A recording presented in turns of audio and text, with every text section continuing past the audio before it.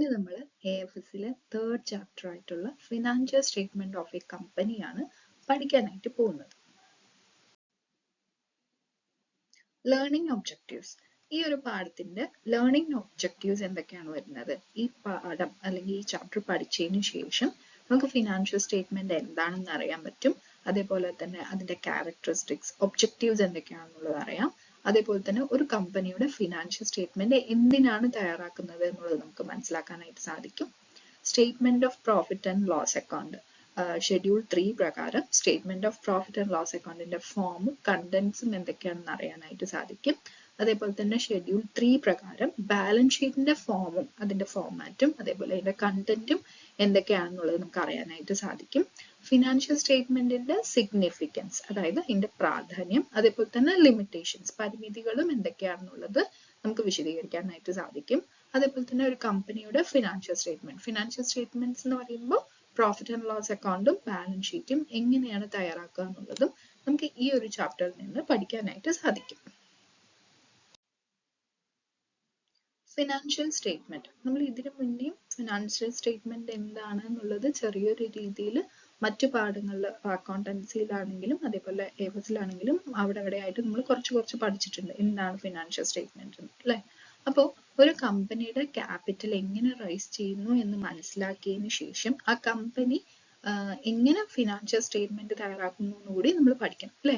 അപ്പൊ ആ ഒരു കാര്യങ്ങളാണ് നമ്മൾ ഈ ഒരു ചാപ്റ്ററിൽ പഠിക്കാനായിട്ട് പോകുന്നത്. അത് കൂടാണ്ട് ഫിനാൻഷ്യൽ സ്റ്റേറ്റ്മെന്റിന്റെ നേച്ചർ എന്താണ്, ഒബ്ജക്റ്റീവ്സ് എന്താണ്, അതിന്റെ കണ്ടന്റ്സ് എന്തൊക്കെയാണ്, അതിന്റെ ഫോർമാറ്റ് എങ്ങനെയാണ് വരിക, ഫിനാൻഷ്യൽ സ്റ്റേറ്റ്മെന്റിന്റെ യൂസേഴ്സ് ആരൊക്കെയാണ്, ഫിനാൻഷ്യൽ സ്റ്റേറ്റ്മെന്റ്സിന്റെ ലിമിറ്റേഷൻസ് എന്തൊക്കെയാണ് എന്നുള്ളത് നമ്മൾ ഈ ഒരു ചാപ്റ്ററിൽ പഠിക്കും. ഫിനാൻഷ്യൽ സ്റ്റേറ്റ്മെന്റ് എന്താണ് പറയുന്നത്? ആക്ച്വലി ഫിനാൻഷ്യൽ സ്റ്റേറ്റ്മെന്റ് നമുക്ക് it is N end product of the accounting process. Accounting പ്രക്രിയയിലെ അക്കൗണ്ടിങ് പ്രോസസ്സിലെ ഒരു അവസാന എൻഡ് പ്രോഡക്റ്റ് ആണ്, അവസാന ഉൽപ്പന്നമാണ് എന്ത് ഫിനാൻഷ്യൽ സ്റ്റേറ്റ്മെന്റ് എന്ന് പറയുന്നത്. ഈ ഒരു സ്റ്റേറ്റ്മെന്റ് തയ്യാറാക്കുന്നതിന് അക്കൗണ്ടിങ് പോളിസീസ്, അക്കൗണ്ടിങ് സ്റ്റാൻഡേർഡ്സ് ഇവയൊക്കെ അടിസ്ഥാനമാക്കിയിട്ട് ഇവയൊക്കെ ബേസ് ചെയ്തിട്ടാണ് നമ്മൾ ഫിനാൻഷ്യൽ സ്റ്റേറ്റ്മെന്റ് പ്രിപ്പയർ ചെയ്യുന്നത്. അത് കൂടാതെ കമ്പനീസ് ആക്ടിൽ പറയുന്ന ചില നിയമങ്ങൾ അനുസരിച്ചിട്ടുമാണ് നമ്മൾ എന്ത് പ്രിപ്പയർ ചെയ്യുന്നത്, ഫിനാൻഷ്യൽ സ്റ്റേറ്റ്മെന്റ് പ്രിപ്പയർ ചെയ്യുന്നത്. ഒരു കമ്പനി നേടിയ പ്രോഫിറ്റബിലിറ്റിയും അതേപോലെ ഫിനാൻഷ്യൽ പൊസിഷനെയും കാണിക്കാനായിട്ട് ഈ ഒരു ഫിനാൻഷ്യൽ സ്റ്റേറ്റ്മെന്റ് നമ്മളെ സഹായിക്കുന്നു. അതുകൊണ്ട് തന്നെ ഈ ഫിനാൻഷ്യൽ സ്റ്റേറ്റ്മെന്റ് പ്രിപ്പയർ ചെയ്യുന്ന സമയത്ത് ശരിയായ രൂപത്തിലും അതേപോലെ വ്യക്തമായിട്ടുള്ള വിവരങ്ങളുടെയും അടിസ്ഥാനത്തിൽ വേണം നമ്മൾ ഫിനാൻഷ്യൽ സ്റ്റേറ്റ്മെന്റ് പ്രിപ്പയർ ചെയ്യാനായിട്ട്. അപ്പോൾ ഇങ്ങനെ ഫിനാൻഷ്യൽ സ്റ്റേറ്റ്മെന്റ് പ്രിപ്പയർ ചെയ്യുമ്പോൾ അത് സ്റ്റേക്ക് ഹോൾഡേഴ്സിനും അതേപോലെ തന്നെ മറ്റ് ഉപയോക്താക്കൾക്കും സാമ്പത്തികമായിട്ടുള്ള കമ്പനിയുമായി ബന്ധപ്പെട്ട സാമ്പത്തികമായിട്ടുള്ള തീരുമാനങ്ങൾ എടുക്കാനായിട്ട് സഹായിക്കും. ഓക്കെ, അപ്പോൾ എന്താണ് ഫിനാൻഷ്യൽ സ്റ്റേറ്റ്മെന്റ് പറഞ്ഞാൽ? ഇത്രയും നമ്മൾ പറഞ്ഞതിൽ വെച്ച് ഫിനാൻഷ്യൽ സ്റ്റേറ്റ്മെന്റ് എന്താണ്?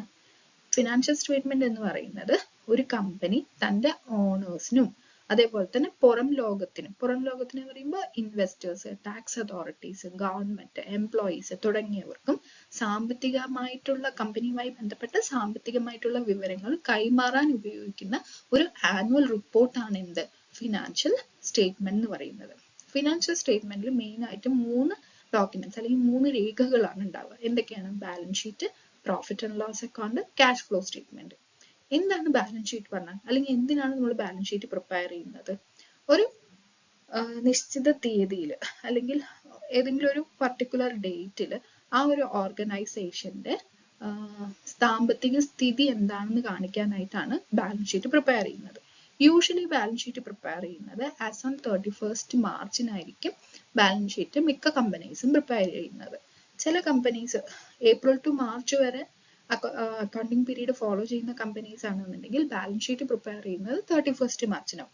ഇനി ജാനുവരി ടു ഡിസംബർ വരെയാണ് അക്കൗണ്ടിങ് പീരീഡ് ഫോളോ ചെയ്യുന്ന കമ്പനീസ് ആണെന്നുണ്ടെങ്കിൽ 31st ഡിസംബറിനായിരിക്കും ആസ് ഓൺ 31st ഡിസംബറിനായിരിക്കും ബാലൻസ് ഷീറ്റ് പ്രിപ്പയർ ചെയ്യുന്നുണ്ടാവുക. Next, statement of profit and loss account. ഒരു ഫിക്സഡ് പീരീഡിൽ കമ്പനിക്ക് ലഭിച്ച ലാഭവും നഷ്ടവും കാണിക്കുന്ന ഒരു സ്റ്റേറ്റ്മെന്റ് ആണ് എന്ത് statement of profit and loss account എന്ന് പറയുന്നത്. പിന്നെന്താ നമ്മൾ പറഞ്ഞത്? Cash flow statement.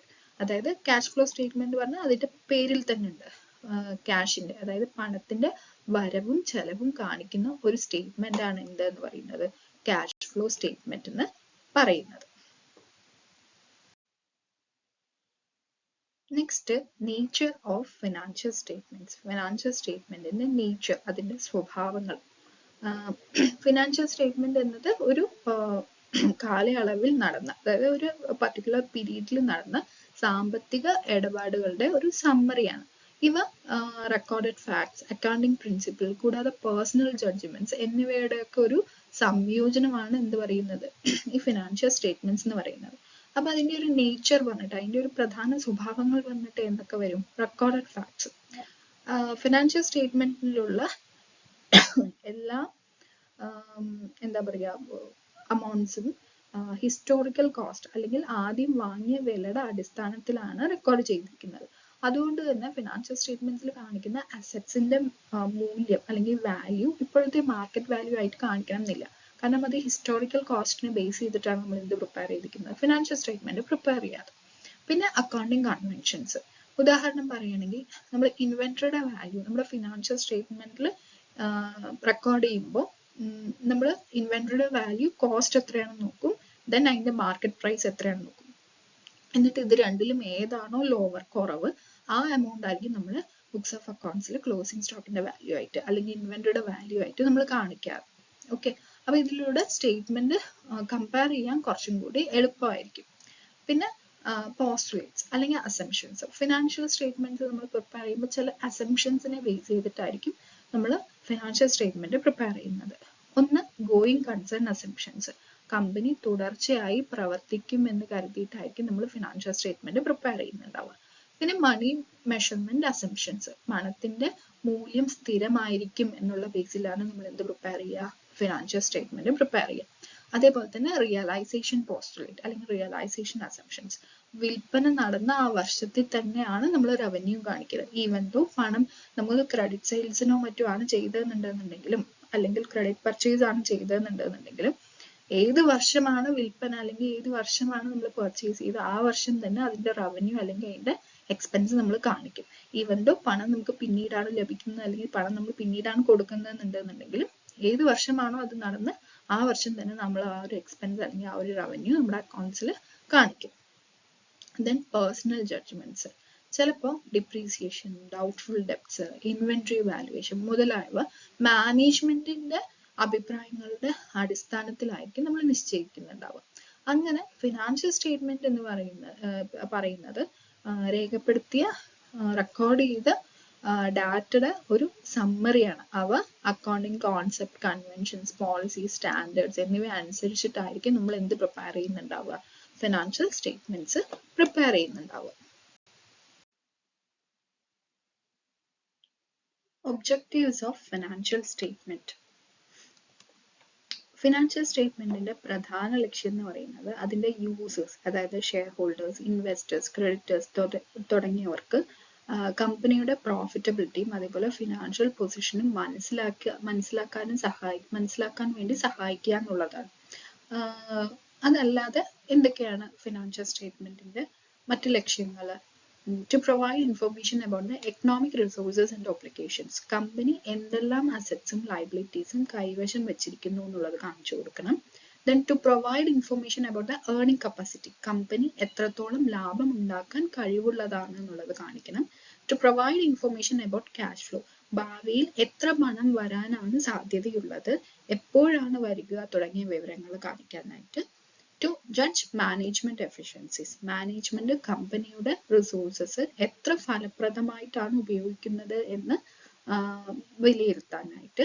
Then information about social impact. കമ്പനിയുടെ പ്രവർത്തനങ്ങൾ സമൂഹത്തെ എങ്ങനെ ബാധിക്കുന്നു എന്ന് കാണിക്കാനായിട്ട്. Then disclosure of accounting policies. ഉപയോഗിക്കുന്ന accounting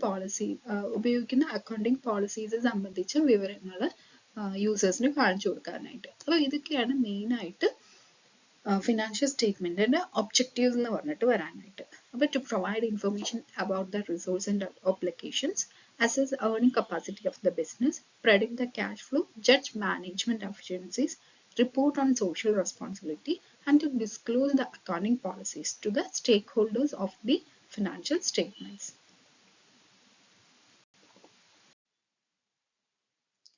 Types of financial statement.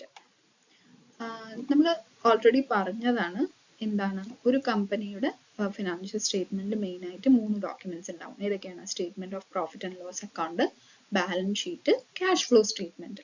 Statement of profit and loss account ഇത് ഒരു അക്കൗണ്ടിങ് പീരീഡിൽ യൂഷ്വലി ഒരു 1 ഇയറിൽ കമ്പനിയിൽ എത്ര ഇൻകം നേടി, എത്ര എക്സ്പെൻസ് ഇൻകർ ചെയ്തു എന്നത് കാണിക്കുന്നതാണ് statement of profit and loss account. ഇത് കാണിക്കുന്നത് എന്താണെന്ന് വെച്ചാൽ കമ്പനി ആ ഒരു പീരീഡിൽ കാലയളവിൽ പ്രോഫിറ്റ് ഉണ്ടാക്കിയോ അതോ ലോസ് ആണോ ഉണ്ടാക്കിയെന്നുള്ളതാണ് ഇതിൽ നിന്ന് നമുക്ക് അറിയാനായിട്ട് സാധിക്കുക. ഈ statement of profit and loss അക്കൗണ്ടിന്റെ മേജർ പാർട്സ് എന്ന് പറയുന്നത് റവന്യൂ ഫ്രം ഓപ്പറേഷൻ. അതിൽ നമ്മൾ എന്തൊക്കെ കാണിക്കും? സെയിൽസ് ഇൻകം, സർവീസ് ഇൻകം തുടങ്ങിയവയൊക്കെ റവന്യൂ ഫ്രം ഓപ്പറേഷനിൽ കാണിക്കും. അതർ ഇൻകത്തിൽ നമ്മൾ എന്ത് കാണിക്കും? ഇൻട്രസ്റ്റ്, ഡിവിഡൻഡ്, റെന്റ് മുതലായ വരുമാനങ്ങളൊക്കെ കാണിക്കും. ഇത് ഓരോ ബിസിനസിന്റെ നേച്ചർ അനുസരിച്ചിട്ടാണ് റവന്യൂ ഫ്രം ഓപ്പറേഷനും അതർ ഇൻകവും നമ്മൾ നിശ്ചയിക്കുക. നമ്മളിപ്പോ ഇവിടെ പറഞ്ഞു റെന്റൽ ഇൻകം അതർ ഇൻകം ആയിട്ട് നമ്മൾ കാണിക്കുന്നു പറഞ്ഞു അല്ലെ. ഇത് ബിസിനസിന്റെ നേച്ചറിനെ ബേസ് ചെയ്തിട്ടാണ്. ഇപ്പൊ ഒരു ബിസിനസിന്റെ മെയിൻ ഒബ്ജക്റ്റീവ് അല്ലെങ്കിൽ മെയിൻ ആയിട്ടുള്ള ഒരു വരുമാനം പറയുന്നത് അവരുടെ കയ്യിലുള്ള ഒരു എക്യുപ്മെന്റ് റെന്റിന് കൊടുത്തിട്ട് വരുമാനം ഉണ്ടാക്കുക എന്നുള്ളതാണ് അവരുടെ മെയിൻ ഒബ്ജക്റ്റീവ് എന്നുണ്ടെന്നുണ്ടെങ്കിൽ ആ റെന്റൽ ഇൻകം റവന്യൂ ഫ്രം ഓപ്പറേഷനിൽ കയറും. ഓക്കെ, അതല്ല അവരുടെ ബിസിനസ് ഇൻകം മെയിൻ ഒബ്ജക്റ്റീവ് പറയുന്നത് ട്രേഡിങ്ങോ അങ്ങനെ എന്തെങ്കിലും ആണെന്നുണ്ടെന്നുണ്ടെങ്കിൽ അവിടെ റെന്റൽ ഇൻകം പറയുന്ന ഒരു സെക്കൻഡറി ഇൻകം ആണ്. അപ്പൊ അതിനെ നമ്മൾ എന്ത് ചെയ്യും? അതർ ഇൻകം ആയിട്ട് കാണിക്കും. അപ്പൊ ബിസിനസിന്റെ നേച്ചർ അനുസരിച്ചിട്ട് നമുക്ക് വരുന്ന വരുമാനത്തിന് റവന്യൂ ഫ്രം ഓപ്പറേഷൻ ആയിട്ടും അതർ ഇൻകം ആയിട്ടും നമ്മൾ കാണിക്കണം. ദെൻ എക്സ്പെൻസിൽ എന്തൊക്കെ വരും? Employee cost, depreciation, finance cost, tax expense, administration expense, ഇതെല്ലാം നമ്മൾ എക്സ്പെൻസിൽ കാണിക്കും. അതിനെല്ലാം ശേഷം നെറ്റ് പ്രോഫിറ്റ് ഓർ ലോസ് നമ്മൾ കണക്കാക്കും. Total income minus total expense. Total income ആണ് അവിടെ കൂടുതൽ എന്നുണ്ടെങ്കിൽ നമുക്ക് കിട്ടുന്നത് പ്രോഫിറ്റ് ആയിരിക്കും. ടോട്ടൽ എക്സ്പെൻസ് ആണ് കൂടുതൽ എന്നുണ്ടെങ്കിൽ നമുക്ക് കിട്ടുന്നത് ലോസ് ആയിരിക്കും. അപ്പൊ ഈ profit and loss statement prepare ചെയ്യുന്നത് കമ്പനീസ് ആക്ട് 2013 ഷെഡ്യൂൾ 3 പ്രകാരമാണ് നമ്മൾ statement of profit and loss account prepare ചെയ്യുന്നത്. പിന്നെ നമ്മൾ എന്താ പറഞ്ഞത്? ബാലൻസ് ഷീറ്റ് എന്നത് ഒരു നിശ്ചിത തീയതിയിൽ യൂഷ്വലി 31st മാർച്ചിന് കമ്പനിയുടെ ഫിനാൻഷ്യൽ പൊസിഷൻ എത്രയാണ്, കമ്പനിയുടെ ഫിനാൻഷ്യൽ പൊസിഷൻ എന്താണെന്ന് പിക്ചറൈസ് ചെയ്ത് കാണിക്കുന്നതാണ് എന്ത്? ബാലൻസ് ഷീറ്റ് എന്ന് പറയുന്നത്. ഇത് യൂഷ്വലി കാണിക്കുന്നത് കമ്പനിക്ക് എത്ര അസറ്റ്സ് ഉണ്ടെന്നും എത്ര ലയബിലിറ്റീസ് ഉണ്ടെന്നും നമുക്ക് ബാലൻസ് ഷീറ്റ് നോക്കിയാലായിട്ട് കാണാനായിട്ട് സാധിക്കും. നമ്മൾ മെയിൻ ആയിട്ട് ഒരു ഇക്വേഷൻ പഠിച്ചിട്ടുണ്ടായിരുന്നു, asset equal to liabilities plus equity. അപ്പൊ ഇത് തന്നെയാണ് ബാലൻസ് ഷീറ്റിൽ വരുന്നത്. ബാലൻസ് ഷീറ്റിന്റെ ഒരു സൈഡ് ഇക്വിറ്റിയും ലയബിലിറ്റിയും കാണിക്കും, മറ്റേ സൈഡ് നമ്മൾ അസറ്റും കാണിക്കും. ഈ ബാലൻസ് ഷീറ്റിൽ വരുന്ന മെയിൻ പാർട്സ് ഏതൊക്കെയാണ്? ഇക്വിറ്റീസ് ആൻഡ് ലയബിലിറ്റീസ് സൈഡ് ഒരു സൈഡിൽ. ആ സൈഡിൽ നമ്മൾ എന്തൊക്കെയാണ് കാണിക്കുക? Share capital, reserves, borrowings, trade payables, current liabilities, ഇതെല്ലാം നമ്മൾ ഇക്വിറ്റീസ് ആൻഡ് ലയബിലിറ്റീസ് സൈഡ് കാണിക്കും. അസറ്റ് സൈഡ് നമ്മൾ എന്തൊക്കെയാണ് കാണിക്കുക? ഫിക്സഡ് അസറ്റ്സും കറന്റ് അസറ്റ്സും. ഫിക്സഡ് അസറ്റ് പറഞ്ഞാൽ ലാൻഡ്, ബിൽഡിംഗ്, മെഷീനറി, ഫർണിച്ചർ, ഇതെല്ലാം ഫിക്സഡ് അസറ്റിന്റെ കാറ്റഗറിയിൽ വരും. കറന്റ് അസറ്റിന്റെ കാറ്റഗറിയിലോ ക്യാഷ്, ഇൻവെന്ററി, റിസീവബിൾസ്, ഇതൊക്കെയാണ് കറന്റ് അസറ്റ്സിന്റെ കാറ്റഗറിയിൽ വരുന്നത്.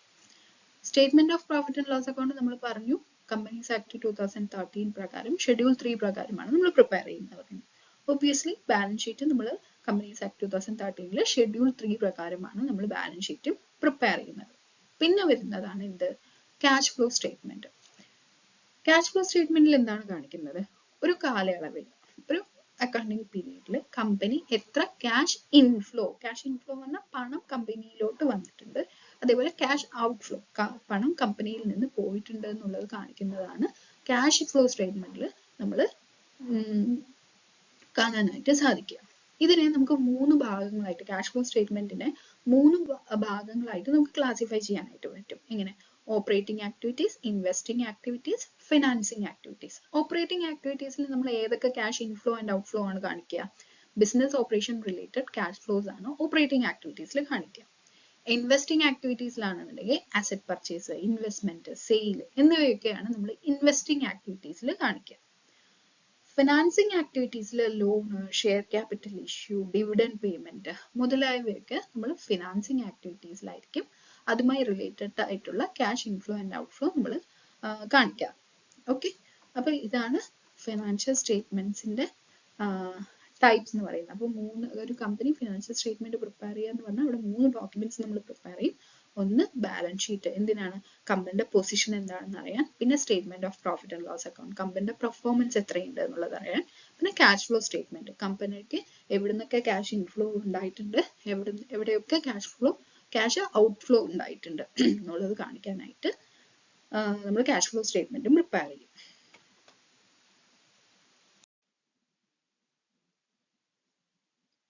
Uses and importance of financial statement. Financial സ്റ്റേറ്റ്മെന്റിന്റെ യൂസസും അതിന്റെ ഇമ്പോർട്ടൻസും എന്തൊക്കെയാണെന്നുള്ളതാണ് നമ്മൾ നോക്കാൻ പോകുന്നത്. ഫിനാൻഷ്യൽ സ്റ്റേറ്റ്മെന്റിന്റെ പ്രധാന പ്രാധാന്യം എന്ന് പറയുന്നത് കമ്പനിയെ സംബന്ധിച്ച പ്രധാന വിവരങ്ങൾ ഡിസിഷൻ മേക്കേഴ്സിന് നൽകുക എന്നുള്ളതാണ്. അതിന്റെ ഇമ്പോർട്ടൻസ് എന്ന് പറയുന്നത് help in decision making. Investors, creditors, management, government എന്നിവർക്ക് സാമ്പത്തികമായിട്ടുള്ള തീരുമാനങ്ങൾ എടുക്കാനായിട്ട് സഹായിക്കുന്നു. അതേപോലെ assess the profitability and financial health. Company ലാഭകരമാണോ സാമ്പത്തികമായി ശക്തമാണോ എന്നത് വിലയിരുത്താനായിട്ട് സാധിക്കും.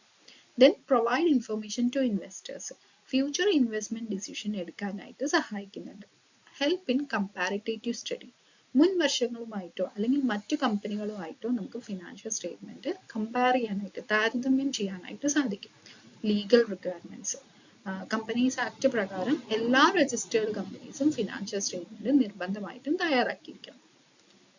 അപ്പൊ അതൊക്കെയാണ് ഫിനാൻഷ്യൽ സ്റ്റേറ്റ്മെന്റിന്റെ ഇമ്പോർട്ടൻസും അതേപോലെ യൂസസും.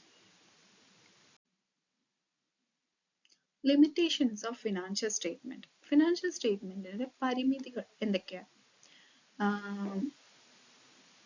എത്രയൊക്കെ ഫിനാൻഷ്യൽ സ്റ്റേറ്റ്മെന്റിന് പ്രാധാന്യം ഉണ്ടെന്നുണ്ടെങ്കിലും അതിനും ചില പരിമിതികൾ, ലിമിറ്റേഷൻസ് ഉണ്ട്. Based on historical cost. അസറ്റിന്റെ കറണ്ട് മാർക്കറ്റ് വാല്യൂലല്ല കാണിക്കുന്നത്, അത് ഹിസ്റ്റോറിക്കൽ കോസ്റ്റിന്റെ ബേസിസിലാണ് ഫിനാൻഷ്യൽ സ്റ്റേറ്റ്മെന്റിൽ കാണിക്കുന്നത്. ഇപ്പോൾ ഒരു അസറ്റിന്റെ വാല്യൂ 1 lakh ആയിട്ട് ഫിനാൻഷ്യൽ സ്റ്റേറ്റ്മെന്റിൽ കാണിച്ചിട്ടുണ്ടെന്നുണ്ടെങ്കിൽ മേ ബി അതിന്റെ കറണ്ട് വാല്യൂ ഒന്നില്ലെങ്കിൽ കൂടുതലായിരിക്കും കുറവായിരിക്കും. അപ്പോൾ കറണ്ട് മാർക്കറ്റ് കണ്ടീഷൻ ആയിട്ടോ അല്ലെങ്കിൽ കറണ്ട് മാർക്കറ്റ് വാല്യൂ അനുസരിച്ചിട്ടല്ല ഫിനാൻഷ്യൽ സ്റ്റേറ്റ്മെന്റിൽ വാല്യൂസ് കാണിക്കുന്നത്, ഹിസ്റ്റോറിക്കൽ കോസ്റ്റിന്റെ ബേസിലാണ് കാണിക്കുന്നത്. Affected by personal judgment, depreciation rate, bad debts, stock valuation ഇവയൊക്കെ മാനേജ്മെന്റിന്റെ എസ്റ്റിമേറ്റിന്റെ ബേസിസിലാണ് ഫിനാൻഷ്യൽ സ്റ്റേറ്റ്മെന്റിൽ ഓരോ ഫിഗേഴ്സും പ്രത്യക്ഷപ്പെടുന്നത്.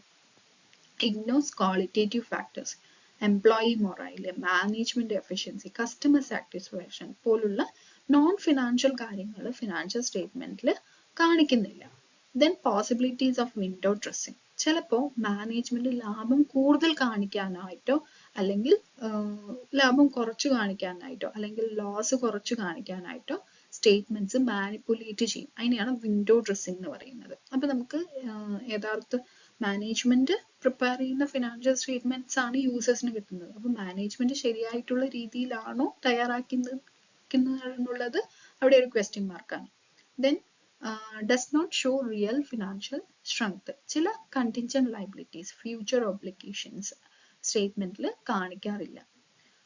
സ്റ്റാറ്റ്യൂട്ടറി റിക്വയർമെന്റ്സ് ഉണ്ടെന്നുണ്ടെങ്കിൽ കാണിക്കും. ചിലപ്പോൾ ഫ്യൂച്ചർ ഒബ്ലിഗേഷൻസ് കാണിക്കുമ്പോൾ മനഃപൂർവ്വം കാണിക്കാത്ത അവസ്ഥകളും ഉണ്ടായിട്ട് ഉണ്ട്.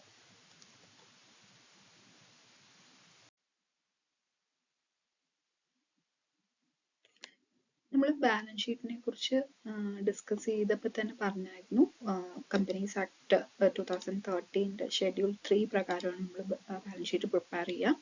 അതിൻ്റെ മേജർ ഹെഡിങ്സ് എന്ന് പറയുന്നത് equity and liability, then assets പറഞ്ഞിട്ട് 2 ഹെഡിങ്സ് ആണ് വരിക.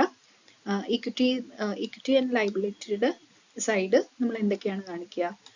Share holders fund, non current liabilities, current liabilities ആണ് കാണിക്കുക. അസറ്റ്സിന്റെ സൈഡ് നോൺ കറണ്ട് അസറ്റ്സും കറണ്ട് അസറ്റ്സും. നോൺ കറണ്ട് അസറ്റ്സ് പറഞ്ഞാൽ എന്താണ്? ഫിക്സഡ് അസറ്റ്സിനെയാണ് നോൺ കറണ്ട് അസറ്റ്സ് എന്ന് പറയുന്നത്. കറണ്ട് അസറ്റ്സ് പറഞ്ഞാൽ inventory, trade receivables, cash, bank balance, ഇതൊക്കെയാണ് കറണ്ട് അസറ്റ്സിൽ വരിക. അപ്പോൾ ഇനി അടുത്തത് ഇതിന്റെ ഒരു വെർട്ടിക്കൽ ഫോർമാറ്റ് എങ്ങനെയാണെന്നുള്ളത് നെക്സ്റ്റ് സ്ലൈഡിൽ ഞാൻ കാണിച്ചു തരാം. ഇതാണ് ബാലൻസ് ഷീറ്റിന്റെ ഒരു ഫോർമാറ്റ്. ഇതിപ്പോൾ ഞാൻ 2016, 2015 പറഞ്ഞ 2 വർഷത്തെ എടുത്ത്, ഇപ്പൊ നമുക്ക് ലേറ്റസ്റ്റ് ആണെന്നുണ്ടെങ്കിൽ 2025ഉം 2024ഉമായിട്ടാണ് വരിക. ഓക്കെ, അപ്പോൾ ഇതാ ഇക്വിറ്റി ആൻഡ് ലയബിലിറ്റി. അവിടെ നമ്മൾ മേജർ ഹെഡായിട്ട് ഷെയർ ഹോൾഡേഴ്സ് ഫണ്ട്, അതിൽ സബ് ഹെഡായിട്ട് share capital, reserves and surplus, money received against share warrants, പിന്നെ share application money pending for allotment. എന്നിട്ട് അതിൻ്റെ ഒരു സബ് ടോട്ടൽ നമ്മൾ കണ്ടുപിടിക്കും. അതിനുശേഷം നമ്മൾ എന്ത് ചെയ്യും, നോൺ കറണ്ട് ലയബിലിറ്റീസ് എന്തൊക്കെയാണ്, long term borrowings, deferred tax asset, deferred tax liabilities, then long term provisions ഉണ്ടെന്നുണ്ടെങ്കിൽ അത് നമ്മൾ ഈ ഒരു ഭാഗത്ത് കാണിക്കും. എന്നിട്ട് ടോട്ടൽ നോൺ കറണ്ട് ലയബിലിറ്റീസിന്റെ സബും കാണിക്കും. ദെൻ കറണ്ട് ലയബിലിറ്റീസ് ഉണ്ടെന്നുണ്ടെങ്കിൽ അത് നമ്മൾ ഷോർട്ടൺ ചെയ്യുമ്പോൾ short term borrowings, trade payables, other current liability, short term provisions എല്ലാം നമ്മൾ ഇവിടെയും ലിസ്റ്റ് ചെയ്യും. എന്നിട്ട് ഇതിന്റെയും സബ് ടോട്ടൽ കണ്ടുപിടിച്ചതിന് ശേഷം ഈ മൂന്നും, അതായത് ഈ share holders fund, total non current liabilities, total current liabilities കൂടി ആഡ് ചെയ്തിട്ട് നമ്മൾ ഇവിടെ മെൻഷൻ ചെയ്യും. ഇതിന്റെ താഴെയായിട്ട് തന്നെയാണ് എന്ത് വരുന്നത്, അസറ്റ്സിന്റെയും വരുന്നത്. അപ്പോൾ സ്പേസ് ഇല്ലാത്തത് കൊണ്ടാണ് ഞാൻ ഒറ്റ സ്ലൈഡ് കാണിക്കാത്തത്.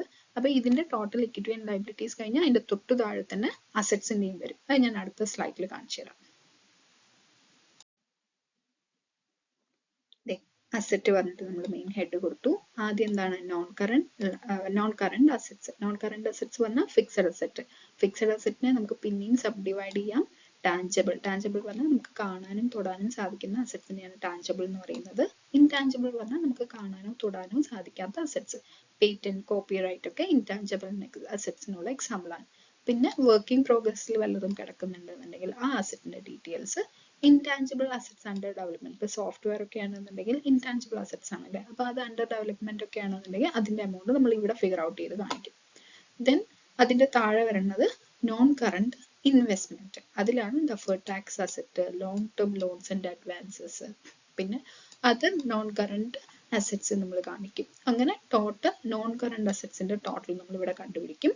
ശേഷം കറണ്ട് അസറ്റ്സ് പറഞ്ഞിട്ട് വേറൊരു സബ് ഹെഡ് കൊടുത്തിട്ട് അതിന്റെ താഴെ നമ്മൾ എന്തൊക്കെയാണ് മെൻഷൻ ചെയ്യുക, ഇൻവെന്ററീസിന്റെ value, trade receivables, cash and bank balance, short term loans and advances amounts എല്ലാം നമ്മൾ ഇവിടെ കാണിക്കും. അതിനുശേഷം ടോട്ടൽ കറണ്ട് അസറ്റ്സിന്റെ ടോട്ടൽ നമ്മൾ ഇവിടെ കാൽക്കുലേറ്റ് ചെയ്യും. അതിനുശേഷം ടോട്ടൽ അസറ്റ്സ്, അതായത് ഈ രണ്ട് ഫിഗേഴ്സും കൂടി ആഡ് ചെയ്തിട്ടുള്ള ടോട്ടൽ അസറ്റ്സ് നമ്മളിവിടെ കണ്ടുപിടിച്ച് ഇവിടെ മെൻഷൻ ചെയ്യും. അങ്ങനെ പ്രിപ്പയർ ചെയ്യുമ്പോൾ നമ്മൾ ഇക്വിറ്റീസ് ആൻഡ് ലയബിലിറ്റീസിന്റെ ടോട്ടലും ഈ ടോട്ടൽ അസറ്റ്സിന്റെയും ഫിഗർ സെയിം ആയിരിക്കണം, എങ്കിൽ മാത്രമേ ബാലൻസ് ഷീറ്റ് ടാലി ആയിട്ടുള്ളൂ എന്നുള്ള അർത്ഥം വരിക. ഇൻ കേസ് അത് രണ്ടും മാച്ച് അല്ല എന്നുണ്ടെങ്കിൽ നമ്മൾ പ്രിപ്പയർ ചെയ്തതിൽ എവിടെയോ മിസ്റ്റേക്ക് ഉണ്ട് എന്നാണ് അതിനർത്ഥം വരുന്നത്. ഇനി നമുക്ക് ഓരോ സബ് ഹെഡ്സ് ആയിട്ട്, ഇക്വിറ്റീസ് ആൻഡ് ലയബിലിറ്റീസിലാണെന്നുണ്ടെങ്കിൽ ക്യാപിറ്റൽ പറഞ്ഞാൽ എന്താണ്, റിസർവ് പറഞ്ഞാൽ എന്താണ്, അസറ്റിലാണെന്നുണ്ടെങ്കിൽ അസറ്റ് സൈഡ് ആണെന്നുണ്ടെങ്കിൽ നോൺ കറണ്ട് അസറ്റ് പറഞ്ഞാൽ എന്താണ്, കറണ്ട് അസറ്റ്സ് പറഞ്ഞാൽ എന്താണ് എന്നുള്ളത് നമുക്ക് ഡീറ്റെയിൽ ആയിട്ട് ഇനി നെക്സ്റ്റ് സ്ലൈഡ് തൊട്ടിട്ട് നോക്കാം. ബാലൻസ് ഷീറ്റിൽ വരുന്ന ഓരോ ഹെഡ്സിന്റെയും അല്ലെങ്കിൽ സബ് ഹെഡ്സിനും എന്താണെന്നുള്ളതാണ് നമ്മൾ ഇനി നോക്കാനായിട്ട് പോകുന്നത്. ആദ്യം തന്നെ നമ്മൾ കണ്ടത് എന്താണ്, ഷെയർ ഹോൾഡേഴ്സ് ഫണ്ട് എന്നാണ് കണ്ടത്. അപ്പൊ എന്താണ് ഷെയർ ഹോൾഡേഴ്സ് ഫണ്ട് എന്ന് നമുക്ക് ആദ്യം നോക്കാം. ഷെയർ ഹോൾഡേഴ്സ് ഫണ്ട് എന്നത് കമ്പനിയിലേക്കുള്ള ഷെയർ ഹോൾഡേഴ്സിന്റെ ആകെ നിക്ഷേപവും അവർക്കുള്ള അവകാശവുമാണ് എന്ത് ഷെയർ ഹോൾഡേഴ്സ് ഫണ്ട് എന്ന് പറയുന്നത്. ഇത് കമ്പനിയുടെ ഓൺ ഫണ്ട്, സ്വന്തമായിട്ടുള്ള മൂലധനമായിട്ടാണ് കണക്കാക്കുന്നത്.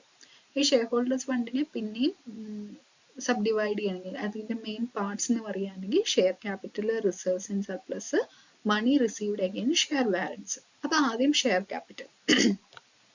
ഒരു ഷെയർ ക്യാപിറ്റൽ എന്നത് ഒരു കമ്പനി പുറത്തിറക്കുന്ന ഷെയർസ് മുഖേന അല്ലെങ്കിൽ ഷെയർസ് ഇഷ്യൂ ചെയ്ത് ആ ഷെയർസ് മുഖേന ഷെയർ ഹോൾഡേഴ്സിൽ നിന്നും സമാഹരിക്കുന്ന അമൗണ്ടിനെയാണ് ഷെയർ ക്യാപിറ്റൽ എന്ന് പറയുന്നത്.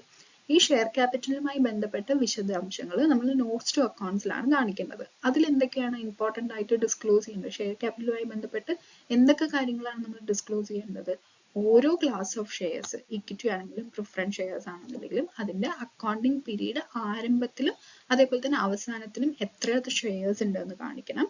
പിന്നെ ഓരോ ക്ലാസ് ഓഫ് ഷെയർസിന്റെ റൈറ്റ്സ്, പ്രിഫറൻസ്, റെസ്ട്രിക്ഷൻസ് എല്ലാം ഡിസ്ക്ലോസ് ചെയ്യണം. ഉദാഹരണത്തിന് ഡിവിഡൻഡ് ലഭിക്കുന്ന അവകാശം, ക്യാപിറ്റൽ റീപേയ്മെന്റിന്റെ നിബന്ധനകൾ എന്തെങ്കിലും ഉണ്ടെങ്കിൽ അങ്ങനത്തെ ഡീറ്റെയിൽസ്. ദെൻ എന്ത് ഡിസ്ക്ലോസ് ചെയ്യണം, ownership details, holding company, ultimate holding company എന്നിവയ്ക്കുള്ള ഷെയർസ് എത്രയാണെന്ന് കാണിക്കണം. അതേപോലെ 5% ഷെയർസിൽ 5%ൽ കൂടുതൽ ഷെയർസ് ഷെയർ ഹോൾഡേഴ്സ് ഹോൾഡ് ചെയ്യുന്നുണ്ടെങ്കിൽ അവരുടെ പേരും എത്ര ഷെയർസ് എന്നുള്ള ഡീറ്റെയിൽസ് കാണിക്കണം. പിന്നെ കഴിഞ്ഞ 5 വർഷത്തിനുള്ളിൽ ഫുള്ളി പെയ്ഡ് ഷെയർസ്, അതേപോലെ തന്നെ bonus shares, broad back shares എന്നിവയുടെ വിവരങ്ങളെല്ലാം നിങ്ങൾ ഡിസ്ക്ലോസ് ചെയ്യണം. പിന്നെ ഓരോ ക്ലാസ് ഓഫ് ഷെയർസിനും അതിന്റെ ഓതറൈസ്ഡ് ക്യാപിറ്റൽ, ഇഷ്യൂഡ് ക്യാപിറ്റൽ എത്ര, സബ്സ്ക്രൈബ്ഡ് ക്യാപിറ്റൽ എത്ര, fully paid and partly paid shares എത്ര എന്നുള്ളത്, ഓരോ ഷെയർസിന്റെയും പാർ വാല്യൂ എത്രയാണെന്നുള്ളത്, അതേപോലെ തന്നെ ഷെയർസിന്റെ റീകൺസിലേഷൻ, ആരംഭത്തിലും അവസാനത്തിലും ഷെയർസ് എത്ര നമ്പർ ഓഫ് ഷെയർസ് നമ്മൾ ഇഷ്യൂ ചെയ്തിട്ടുണ്ട് അതിന്റെ റീകൺസിലേഷൻ, പിന്നെ ഓരോ ഷെയർസിന്റെയും റൈറ്റ്സ് ആൻഡ് റെസ്ട്രിക്ഷൻസ്, പിന്നെ shares reserved under the options അല്ലെങ്കിൽ കോൺട്രാക്ട്സിൽ വല്ലതും ചെയ്തിട്ടുണ്ടെങ്കിൽ അത്, പിന്നെ കൺവേർട്ടബിൾ സെക്യൂരിറ്റീസ്, അതായത് ഡിബെഞ്ചേഴ്സ് കുറച്ച് വർഷം കഴിഞ്ഞാൽ ഷെയർസ് ആയിട്ട് കൺവേർട്ട് ചെയ്യാന്നുള്ള രീതിയിൽ എന്തെങ്കിലും ഇഷ്യൂ ചെയ്തിട്ടുണ്ടെന്നുണ്ടെങ്കിൽ അതിന്റെ ഡീറ്റെയിൽസ്, പിന്നെ കോൾസ് അൺപെയ്ഡ് കോൾസ് വന്നിട്ട് നമ്മൾ ഓൾറെഡി പഠിച്ചിട്ടുണ്ട് അല്ലെ, പൂർണ്ണമായിട്ടും അടച്ചിട്ടില്ലാത്ത കോൾസ് വല്ലതും ഉണ്ടെങ്കിൽ അതിന്റെ ഡീറ്റെയിൽസ്, പിന്നെ ഫോർഫീറ്റഡ് ഷെയർസ് പറഞ്ഞാൽ റദ്ദാക്കിയ ഷെയർസിന്റെ ഡീറ്റെയിൽസും എല്ലാം നമ്മൾ നോട്ട്സ് ടു അക്കൗണ്ട്സിൽ ഈ ഷെയർ ക്യാപിറ്റലുമായി ബന്ധപ്പെട്ട കാര്യങ്ങൾ കാണിക്കണം. ഇനി അടുത്തത് എന്താ പറയുന്നത്, reserves and surplus. Reserves and സർപ്ലസിൽ എന്താണ് പറയുന്നത്, ഇത് കമ്പനിയുടെ അക്യുമുലേറ്റഡ് പ്രോഫിറ്റും റീറ്റെയിൻഡ് ഏർണിങ്സും ഉൾക്കൊള്ളുന്നതാണ്. അതായത് കമ്പനിയുടെ ലാഭത്തിൽ നിന്നും ഫ്യൂച്ചർ യൂസിനായിട്ട് മാറ്റിവെക്കുന്ന തുകയാണ് നമ്മൾ എന്ത് പറയുന്നത്, റിസർവ്സ് ആൻഡ് സർപ്ലസ് എന്ന് പറയുന്നത്. ഈ റിസർവ്സ് ആൻഡ് സർപ്ലസിന്റെ വിഭാഗങ്ങൾ എന്തൊക്കെയാണ് അതിന്റെ ഒരു സബ് ഹെഡ്സ് എന്ന് പറയാനായിട്ട്, capital reserve, capital redemption reserve, security premium reserve, debenture redemption reserve, revaluation reserve, share option outstanding account, other reserves, surplus എന്ന് പറയുന്നത് പ്രോഫിറ്റ് ആൻഡ് ലോസ് സ്റ്റേറ്റ്മെന്റിലെ ബാലൻസ് എമൗണ്ട് ആണ് സർപ്ലസ് പറഞ്ഞിട്ട് കാണിക്കുന്നത്. അപ്പൊ ഇതെല്ലാം നമ്മൾ റിസർവ്സ് ആൻഡ് സർപ്ലസ് ഹെഡിലായിരിക്കും കാണിക്കുന്നുണ്ടാവുക. ഇതിൽ മെയിൻ ആയിട്ട് നമ്മൾ നോട്ട് ചെയ്യേണ്ട പോയിന്റ്സ് എന്തൊക്കെയാണെന്ന് വെച്ചാൽ, ഒരു റിസർവ് ഒരു പ്രത്യേക ഇൻവെസ്റ്റ്മെന്റ് മുഖേന പിന്തുണയ്ക്കുന്നുവെന്നുണ്ടെങ്കിൽ അതിനെ നമ്മൾ ഫണ്ട് എന്ന് വേണം വിളിക്കാനായിട്ട്. Okay, then profit and loss അക്കൗണ്ടിൽ ഡെബിറ്റ് ബാലൻസ്, അതായത് നഷ്ടമാണ് ഉണ്ടെന്നുണ്ടെങ്കിൽ അത് സർപ്ലസിൽ നെഗറ്റീവ് ഫിഗർ ആയിട്ട് വേണം കാണിക്കാനായിട്ട്. നെഗറ്റീവ് സർപ്ലസ് അഡ്ജസ്റ്റ് ചെയ്തതിന് ശേഷമുള്ള ബാക്കി എമൗണ്ട് ആയിരിക്കണം റിസർവ് ആൻഡ് സർപ്ലസ് ആയിട്ട് കാണിക്കാനായിട്ട്. ഷെയർ ഓപ്ഷൻ ഔട്ട്സ്റ്റാൻഡിംഗ് അക്കൗണ്ട് ഒരു പ്രത്യേക ഐറ്റം ആയിട്ട് തന്നെ കാണിക്കണം. ഇത് എംപ്ലോയീസിന് ലഭിക്കുന്ന ഷെയർ ഓപ്ഷനുമായി ബന്ധപ്പെട്ട അമൗണ്ട് ആണ് ഷെയർ ഓപ്ഷൻ ഔട്ട്സ്റ്റാൻഡിംഗ് അമൗണ്ടിൽ നമ്മൾ കാണിക്കാറ്. അപ്പൊ ഇത്രയും കാര്യങ്ങളാണ് റിസർവ്സ് ആൻഡ് സർപ്ലസിൽ നമ്മൾ ശ്രദ്ധിക്കേണ്ടത്. മണി റിസീവ്ഡ് അഗെയിൻസ്റ്റ് ഷെയർ വാറന്റ്സ് എന്താണ് അത് പറഞ്ഞാല്, ഷെയർ വാറന്റ്സ് എന്നത് ഭാവിയിൽ നിശ്ചിത തീയതിയിൽ നിശ്ചിത വിലയ്ക്ക് ഷെയർസ് വാങ്ങാനുള്ള അവകാശം നൽകുന്ന ഇൻസ്ട്രുമെന്റ് ആണ്.